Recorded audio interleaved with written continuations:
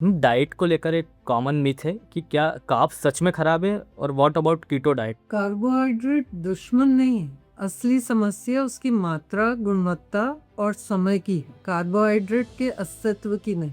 लो carbohydrate और keto diet है वो क्रेडिट तो डिजर्व करता है, पर कब? अगर आपको डायबिटीज है, पीसीओडी है, इंसुलिन रेजिस्टेंस है तो ये इम्पोर्टेंट है, पर इम्पोर्टेंट है टेम्परेली, जब तक कि आपकी प्रॉब्लम कंट्रोल में ना आए। ये ट्रीटमेंट है, लाइफस्टाइल डिजीज नहीं। जैसे कि अगर हमको सर्दी खांसी हो जाए तो हमें एंटीबायोटिक दिया जाता है, तो वो 5 दिन के लिए, 7 दिन के लिए दिया जाता है। ऐसा तो नहीं ना कि हम जिंदगी भर एंटीबायोटिक खाएंगे। उसी तरह एक स्ट्रिक्ट कार्बोहाइड्रेट को डाइट से हटाना या कीटो डाइट लेना, जब तक प्रॉब्लम आपकी सॉल्व नहीं होती उससे रिलेटेड, तब तक ही किया जाना चाहिए। फिर ग्रेजुअली, इंटेलिजेंटली कार्बोहाइड्रेट को मेजर्ड वे में डाइट में इंक्लूड कर देना। लॉन्ग टर्म लो कार्बोहाइड्रेट जो लोग लेते हैं, आप देख रहे हैं आए दिन थायराइड की समस्या, sleep disturbance, hormonal imbalance, physical capacity, वो जो पहले जिम में कर पाते थे वो बाद में नहीं कर पाते क्योंकि कार्बोहाइड्रेट है ही नहीं डाइट में, तो रेडी सोर्स ऑफ एनर्जी नहीं है। तो इसलिए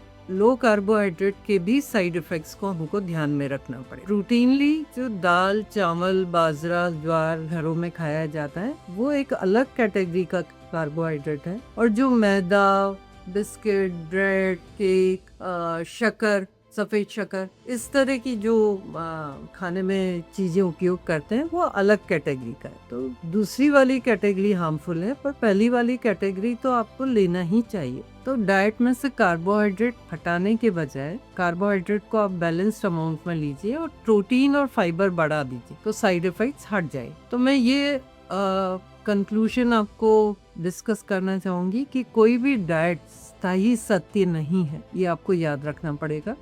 शरीर की जरूरत, उम्र, चरण और लक्ष्य के साथ ये बदलती रहती है। समझदारी सख्ती में नहीं है, लचीलेपन में। जानना है कि कब करना है, कितना करना है और कैसे करना है।